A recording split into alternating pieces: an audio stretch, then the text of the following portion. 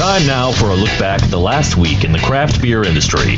Pour a cold one and sit back for an all-new episode of Pints and Quarts, presented by Craft Beer Nation.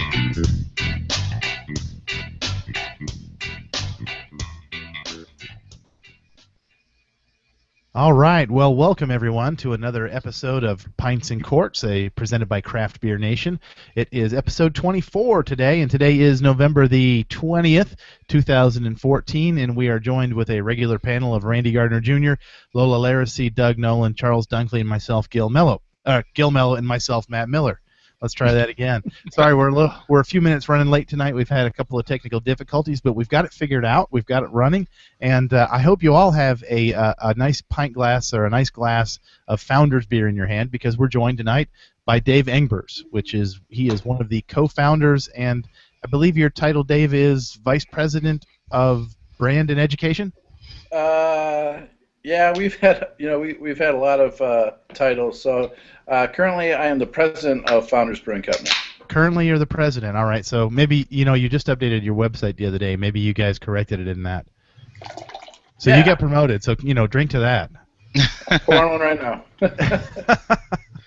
So and all day. I'm glad to be here, guys. Well, thank you for joining us. We wanted to spend some time tonight talking to you about some of your releases, some of your background, and that kind of stuff. Really, what's the big thing you've got released right now? Let's start the conversation off there. Well, we've got a couple new beers that are coming out. We've got a new Backstage Series beer called Big Luscious coming out. Big Imperial Stout with some raspberry and chocolate. We got Backwoods Bastard, one of our favorite beers at the brewery that we've been brewing for a number of years, but just an absolutely wonderful beer, and really excited about seeing that beer come out. It's quite a task to get all that dirty bastard out of the bourbon barrels, and Backwoods it's a great beer when we're starting to package that around the brewery. Now you're done packaging that. Is that all out, or is that going to kind of come out in waves? No, we are all finished packaging that. And our barrel aging program, I think this year we're slated for around 4,700 bourbon barrels. Not all of those are obviously Backwoods Bastard. That's a mix between Backwoods and also KBS. But we do all our barrel aging about 85 feet underground in the old gypsum mines of Grand Rapids, and it's quite a task to grab all those barrels and bring them back up and get them back over to the brewery, and then obviously every single barrel has to be sampled and tested by multiple people, and then it's a blending of those barrels, and so we're really excited about it. It's a hell of a lot of work, but man, the liquid is just awesome. All right. Does anybody have that open here tonight? Doug, have you got one of those? Yeah, I'm sipping on it right now. Yeah. How's it tasting, Doug? Well, sadly enough, in this area of Virginia, it's pretty limited, and I've only been able to acquire one single bottle of it. And it's by far my favorite beer from Founders. Thank you. Ever.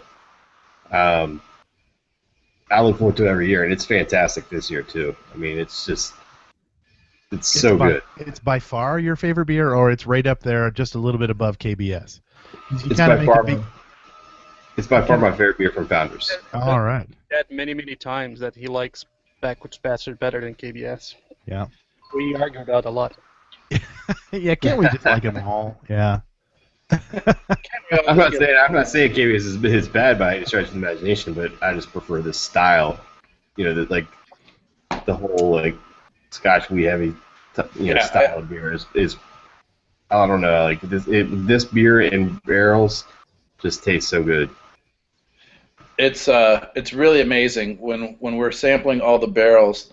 The barrels, I can't tell you what distiller we get them from, but the barrels that we receive are all of varying ages, and the difference between a 5-year-old bourbon and a 18 or a 20-year-old bourbon is completely different.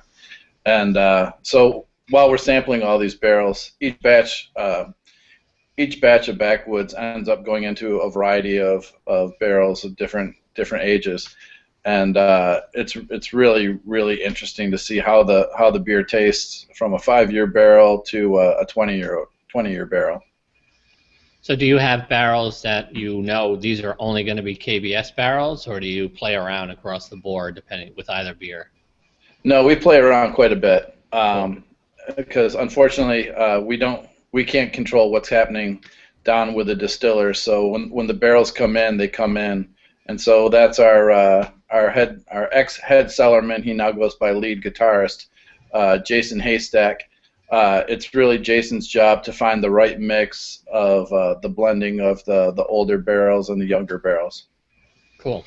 Now, how often will you reuse a barrel? Oh, we use our barrels once, only once. Really? Nice. Yeah, it's not the most cost-effective way, but we really find that we get the flavors and all those little nuances out of that first-time use. So once we're finished with them, we sell them to other breweries, or a lot of them now are actually getting shipped overseas, and they're getting reconditioned. So you never tried to get like a barrel that was using for beer, so you can extract something of what the beer left on that barrel? Never did anything. Well, we have we've tried using barrels multiple times, and we just don't see we're not getting those characteristics that we're really looking for. Now we also have a friend. If you guys recall that we had a beer a few years ago called Canadian Breakfast Stout, or CBS. Yep. So these barrels come to us from a friend of ours who has a company called Blease, and he ages Michigan maple syrup in bourbon barrels. So when he's finished aging his maple syrup, then we get the barrels, and we've created a handful of brands. CBS was the first. Let's see, what else did we do? We did Bolt Cutter as well. Let's see, I think Doom used a little bit of we call them the scissor barrels.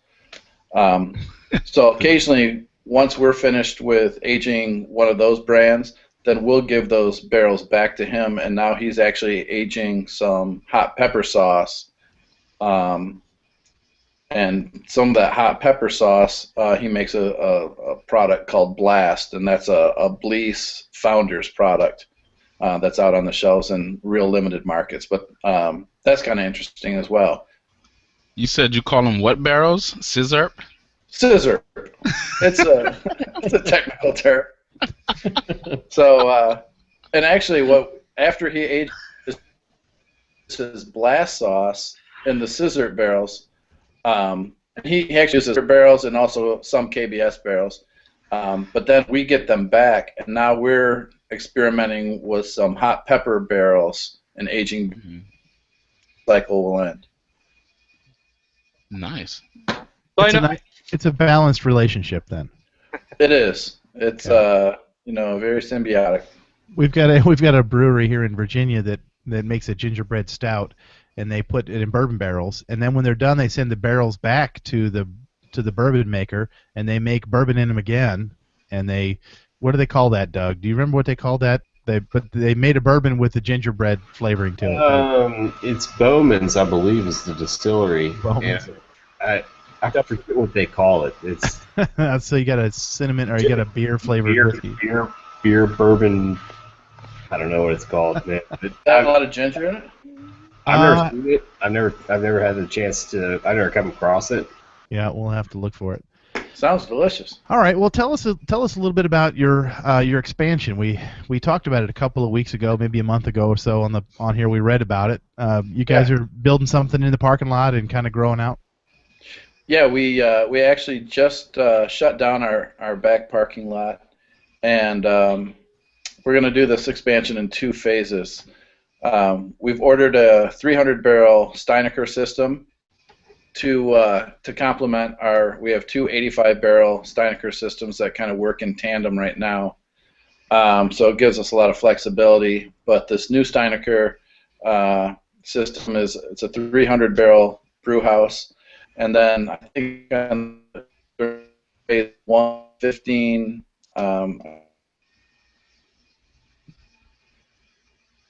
Uh-oh. We're losing him a little bit there. Yeah.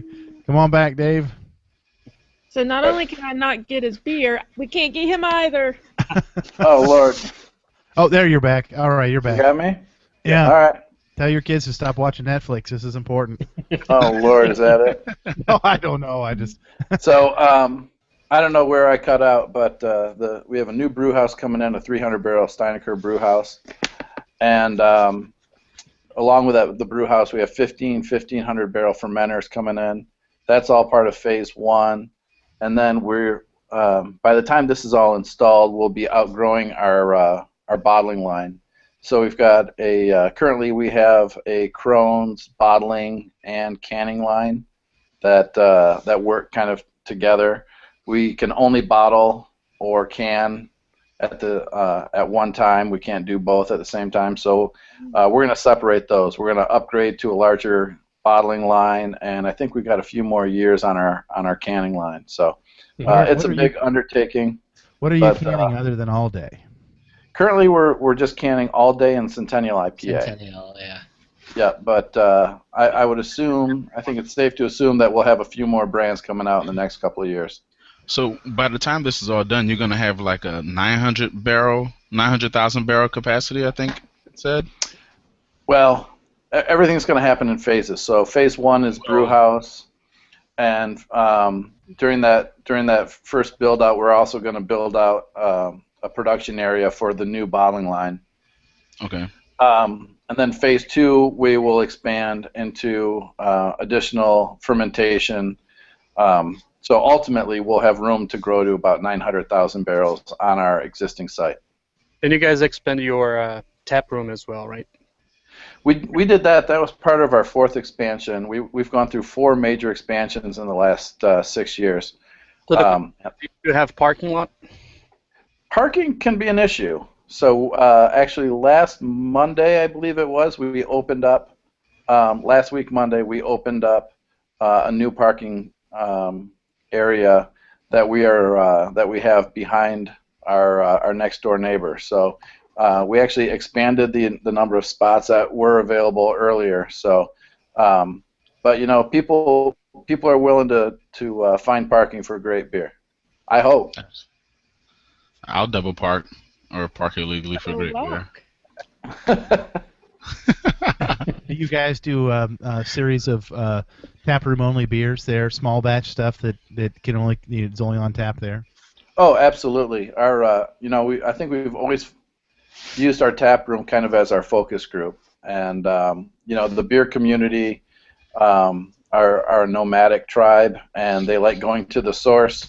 And so that's one of my favorite things is coming in on a Saturday and looking at walking the parking lot and looking at the license plates, and people are coming in from all over, and that's really that's one of the things that I think we take a lot of pride in. It's one of those things that we never considered, when we're writing our business plan, 20 years ago, but the amount of outreach that we have and the amount of people that are coming, to the source and seeing the people responsible for the brewing or the packaging or our tap room folks, they're really the face of the brewery. So our tap room's been a real integral part of our business because it allows us to, that's our playground. We get to experiment with new flavor profiles, and something that might be at the tap room 2 or 3 years down the road might turn into one of the backstage beers.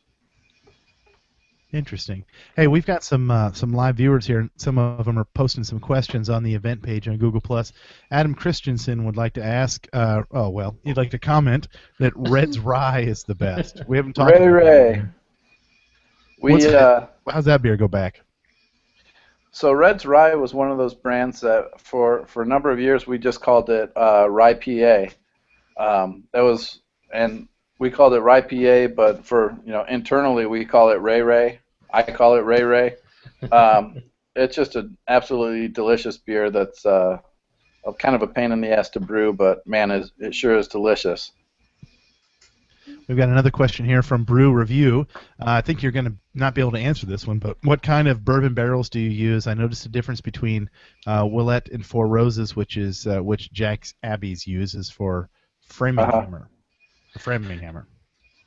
Yeah, We try not to talk too much about what type of barrels we're using, but you can be rest assured that they make some delicious bourbon. Do you think that too much information sometimes influences what people feels about it? Well, it's just like, I always say we brew the beer, we don't brew the hype. And so, quite honestly, we used to be a bit more open with a lot of our process, but in today's world, with the number of breweries that are popping out, and I know everyone says that imitation is the greatest form of flattery, but some of the things that we've done, it's taken us, years, if not over a decade to figure out some of these things. So we kind of hold our cards closer to our chest nowadays. Understandably so. Yeah. Looks like the questions keep flying in here. From Eric Engel, question, any plans to distribute in California? The 3 bottles I just posted were obtained via alternate means. San Diego needs you guys here. We actually talked about this before you joined us, Dave, about not being available out there. Arizona, I think, is far west you guys go right now, right? Correct. So, yeah, I guess we've always felt that finding the balance between, your current capacity and always looking to the horizon, to the next region that you're going to develop. And so, California is definitely on the horizon. My oldest brother Chuck, who lives out in Santa Cruz, he introduced me to craft beer when I was 16, 17 years old, and that's really why I kind of got on the path that I'm on.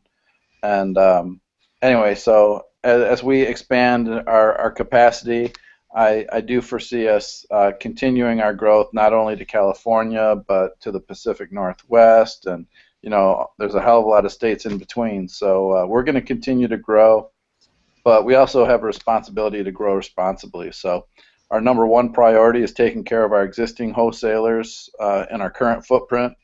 We're in 32 states right now, so that's our priority. And quite honestly, the growth rate that we're seeing in our existing markets is so strong that we owe it to these people that have been supporting the brand for so many years that we're gonna support them. But California and all those other states are on the horizon, no question.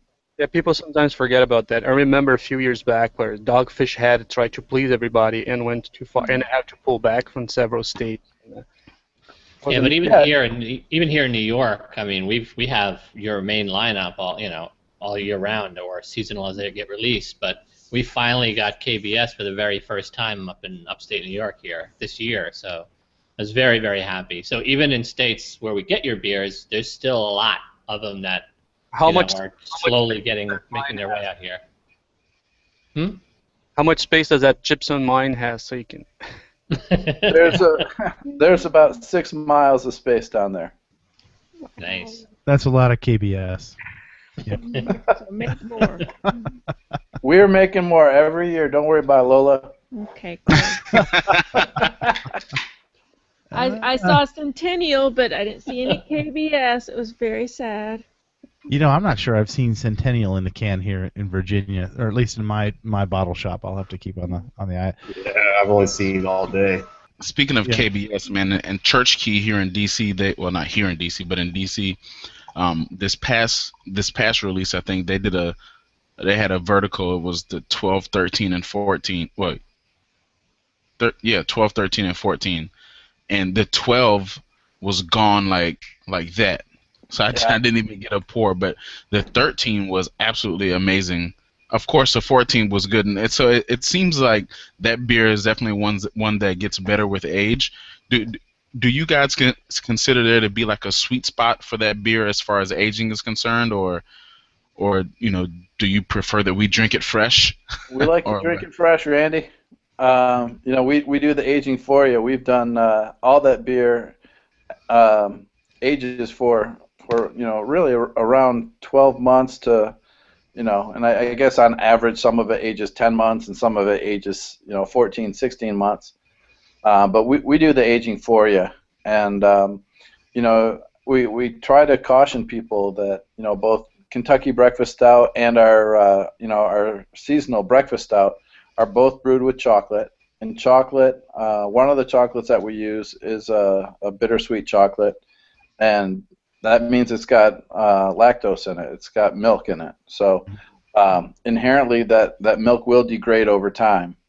So I've had 6-year-old KBS that tastes great, but anytime someone lays down a beer, we warn you that something can be wrong with that. It will degrade over time. So we like to say drink it fresh. All right, Gil, you heard him. Get down here next weekend. We're gonna drink some of this. We're gonna drink my shelf. You're not gonna make me drink some of that. No, I would have to say last year I did a vertical on the beers that I had, and it was a close call between the fresh and the aged one. They all had their beauties. It was just just like I could die that day and be happy. Yeah. Yeah, and this was, like I said, my first year ever having KBS, and I was able to get 2 bottles, and I had one immediately, and the other one I kept for about 6 months, and then had that one. And I actually preferred the one right away, even more over the one I let sit for 6 months. I know. What we tend to find is the chocolate and the coffee. Those flavors tend to diminish a little bit, just like an IPA. When the hop profile tends to decrease a little bit. We find that with the chocolate and coffee. Now, some people are going to say the flavors round out a little bit.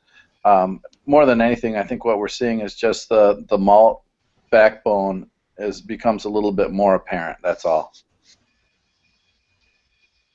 So I know that's Founders is not your first name. Can you tell us a little bit how you came up? Everybody knows you as Founders, but as I remember reading, you had a couple other names before it be Founders, right? Well, we are still Canal Street Brewing Company, doing business as DBA Founders Brewing Company. So when we started the company, we were really kind of playing off the history of the brewing tradition in Grand Rapids, and so that's where we came up with the name Founders. Founders is the founders of the brewing tradition in our hometown of Grand Rapids. And the folks that were developing our building said that they were going to change the name of the road to Canal Street, which was the original name of the town 100 years ago. Well, long story short, they petitioned the city to change the name back to Canal Street. The city denied their request, and so we were Canal Street Brewing Company on Monroe Street brewing Founders Ales. It was a big mess. One of our first major mistakes. And we'll have more. You're just trying to be tricky. Yeah, that was our idea, Lola, to see if we could confuse people not to support the brand. It worked so well for 10 years while we were in the red. Hey, we did want to talk about one story from the news this week. Randy, are you ready to talk about this? Sure. Stay with us, Dave. We're going to talk about something from the news, and you can chime in and comment in here as well too. Randy, take us through this. I didn't have the article pulled up, so I'm going off of what I remember from what I read. I think it was in Sacramento. Was it in Sacramento, California? Correct. Where there was a winery. They retweeted a post from the Chamber of Commerce talking about a wine festival that was coming up, and in the tweet they singled out one of the grocery stores, I guess, who was sponsoring the festival. Yeah. And so the ABC in California kind of got on this winery saying that you can't reference a retailer in your tweet like that, because that's basically like promoting a retailer, and you can't do that. So this winery was forced with either and this applies to breweries as well. That's what we're talking about here. But they were forced to either essentially recognize their mistake and go under a 1-year probation, or they could be shut down for 10 days. Well, obviously they chose to recognize their mistake and go with the 1-year probation. But the point is that, I mean, I understand the history of the 3-tier system, but that was just stupid. So so what we've got here is we've got just some intern level hiree that's keeping the Twitter page going, makes a reference to a retailer, and that gets them in hot water with their liquor license. Right, and the thing is, the guy with the Chamber of Commerce went to the ABC and was like, how did you guys even find out about this? And apparently, they wouldn't name names, but a multi-billion-dollar segment of that industry kind of brought it to their attention, and it wasn't just that one winery; it was like 8 of them. Yeah. So they have attorneys, who they have on retain, or probably on payroll, not just retainer, but they sit there and they look for stuff like this, and they report these people to the California ABC, so that they can take action. Mind you, the for example, like Founders, the amount of beer that you produce in comparison to say InBev, AB InBev is merely, not even a quarter of a blip on their radar, but yet they see it as if they're being a threat to them because they're promoting a retailer in a retweet. So Dave, you handle branding and stuff there too as well. Is this something you warn your folks about, or do you have to be careful about these kind of things? Yeah, absolutely. And quite honestly, the 3-tier system works remarkably well. And I know there are a lot of guys out there right now that like to poke holes in it. And I'm not saying that there's not some room for some reforms or to change a few things. But I'll tell you what, there's no way we would be in business without the 3-tier system. We've got a network of wholesalers that have been with us and supported our brand when we were young and we weren't running a very good business. And these guys, a lot of these folks really helped us out, kind of, and held our hand and taught us the way of the industry. Now that being said, the 3-tier system is it works really, really well. But along those lines, there are some rules and regulations on what we can and cannot do, and a lot of those are really put in place. So some of those larger breweries and the larger wineries and the distillers, these guys have tons of money, and a lot of these things are really put in place to help the small guys like ourselves.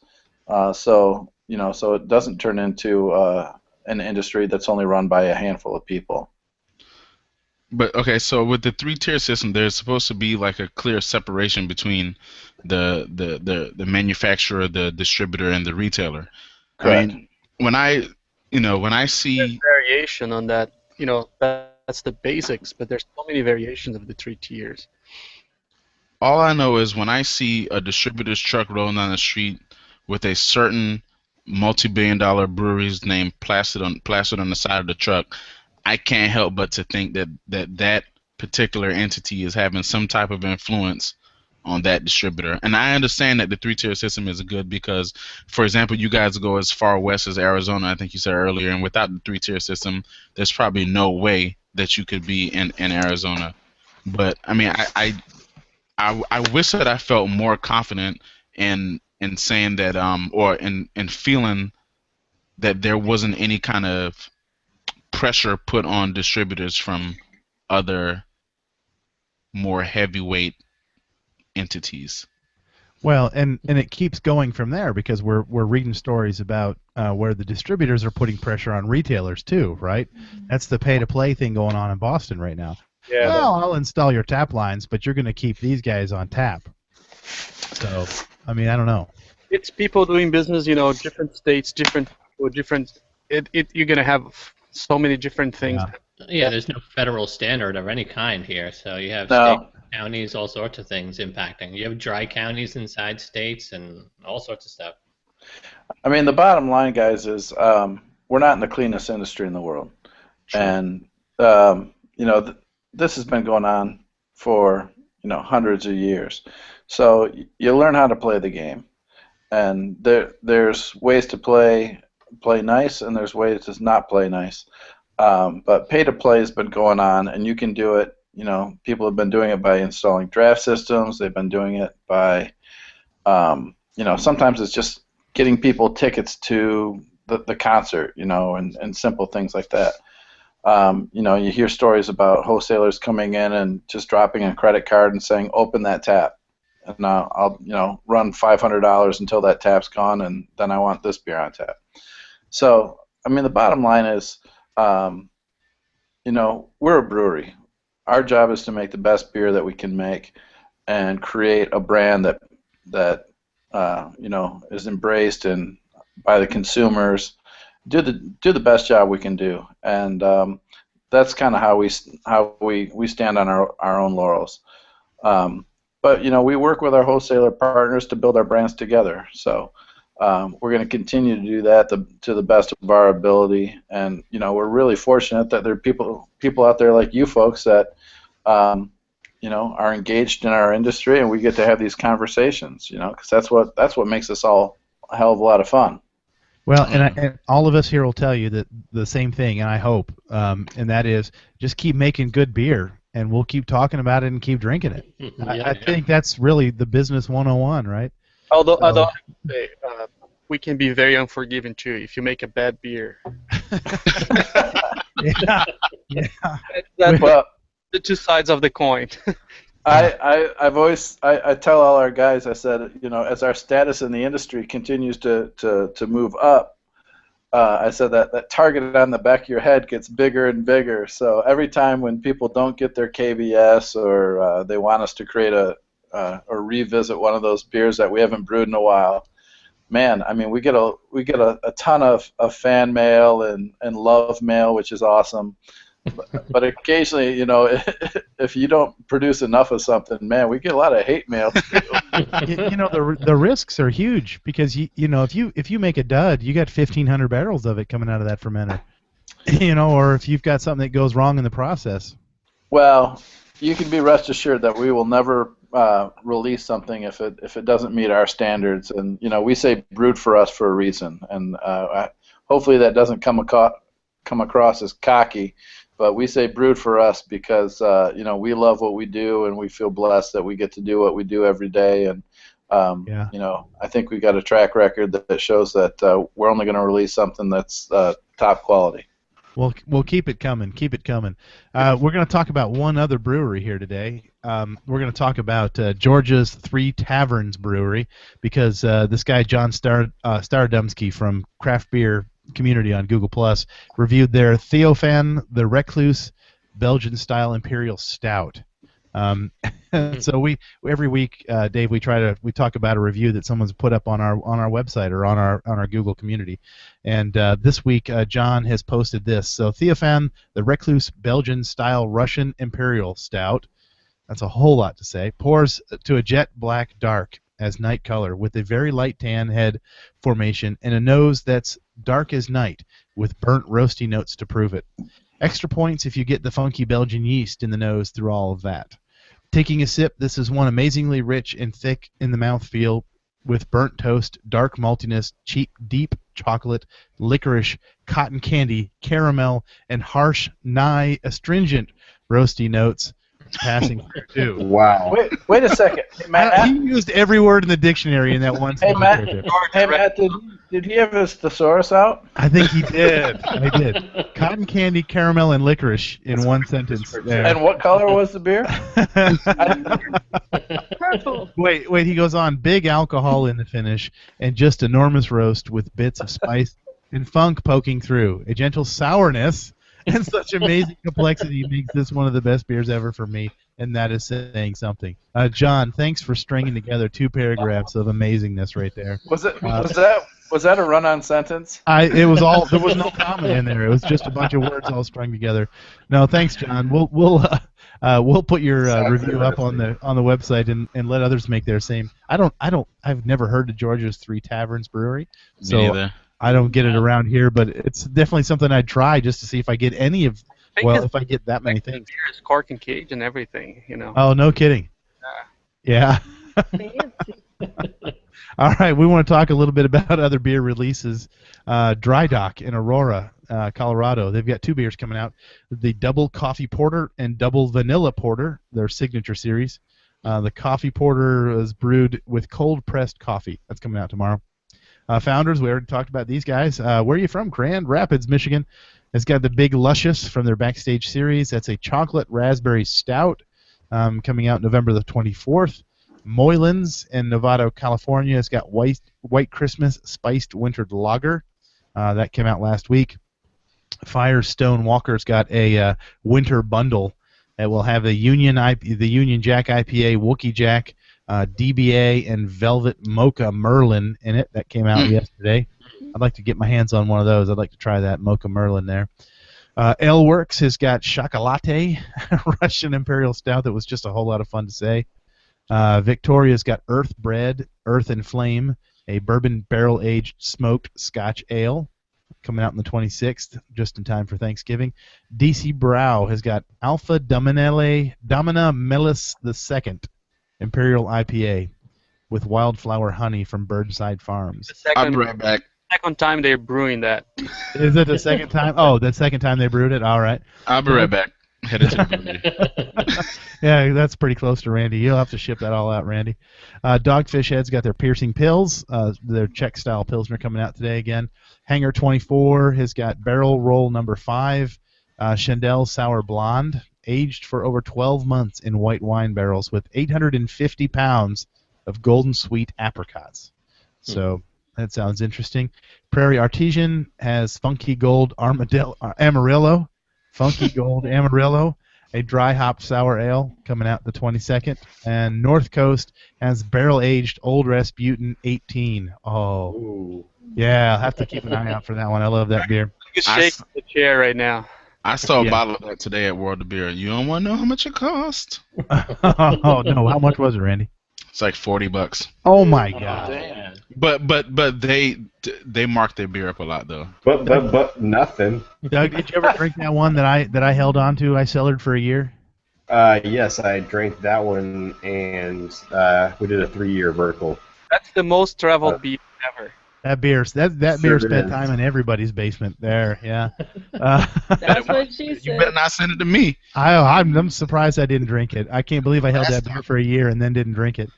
Washington, D.C. Beer Festival Winter Harvest is this weekend, Saturday in Washington, D.C. Saturday's South Florida Brew Fest is in North Miami. Wow, South Florida and North Miami on Saturday. Craft New York Brewers Festival is in Syracuse on the 22nd on Saturday. I'm thinking they might have to postpone that. Very possible. Isn't there like 6 feet of snow in Syracuse right now? Yeah. I don't know how much Syracuse got, but Buffalo is still getting snowed in. Oh my goodness! You don't have to turn the coolers on. I can tell you that. Yeah, just open the door and let the beer get cold. Ozarks Brew Fest is coming up in Springfield, Missouri on Saturday as well. North Cal Beer Geeks Beer Festival, Santa Rosa, California on Saturday, and next weekend Philadelphia's Winter Beer Festival. The words are just not working for me tonight. Philadelphia, PA on the 29th. So those are the releases and festivals. Anybody have a festival they want to add? Dave, what have you got going on up there in Grand Rapids here in the next couple of weeks? No. Oh, next couple of weeks. What do we have? We have the wine, beer, and food show this weekend, and let's see. You know, the big thing for us is the Michigan Brewers Guild Winter Beer Festival, which is in February, and that's a great. We've actually extended it to a 2-day festival this year. I think Chris Phillips went to that last year, and it was apparently it was really cold last year, right? Well, winter. You know we're in Michigan, right? Not cold, right? That's what I'm saying. You've heard of Michigan before? Winter in Michigan is never not cold. So. Yeah, it's like right now we've probably got about 14 inches on the ground, and last year we got about 120, I think, total throughout the year. So, yeah, but it's an outdoor festival, and it's a hell of a lot of fun. Everyone bundles up and drinks great beer and kind of celebrates the season. Nice. Well, Can I just break the protocol and just ask, do you remember that beer? Of course he remembers it, Nico. Is that Decca? You made Decca it. 10th Anniversary Ale. Christensen just posted that picture, and I had to just share in here. That's our old old logo, and yeah, Yeah, if you click our on 10th it, anniversary. Yeah. if you click on the picture, Dave, you can You can. You'll see it a little better, yeah. Can you? What was that beer? That's called DECA 10th anniversary. I was asking Dave. Come on, Gil. Pipe down, you Amish. Honestly, I can't even remember. I think the Deco was. I want to say it was about. I think it was a. I mean, I know it was our 10th anniversary ale. I think it was 10% alcohol, and I remember packaging it because we brought in a two-head filler that I think we were told would bottle about 60 bottles a minute, which was a load of crap, or 60 bottles an hour. And there's a whole process to it. We had people working around the clock. It was so labor intensive, and we didn't get rid of that filler. Actually, there's a handful of us that are going to work on it. The same filler, we use it once a year now for a beer we do just for our employees every year. And so in a couple of weeks, there's about six or seven of us that are going to pull that filler out and bottle something special for our employees. A little Christmas present for them there, huh? Cool. Every year we do it. Fantastic. How many years was that? How long ago was your 10th anniversary? Let's see, what year is it now? 2014. So yeah, that was our 10th year anniversary was in 2007. Okay. 7 years ago. Wow, that goes way back. According to the World Wide Web, it was a 13% alcohol American barley wine. Was it 13%? My goodness, it's amazing how my memory doesn't work. The bottle also looks like it says something about spices in it too. Yeah, I'm not going to hold Dave to a beer they made 7 years ago, though. Yeah. I'm definitely not. What did I have for lunch today? I don't know. What did he make 7 years ago? I'm not going to force him on that. I don't remember details of beers I brewed last week.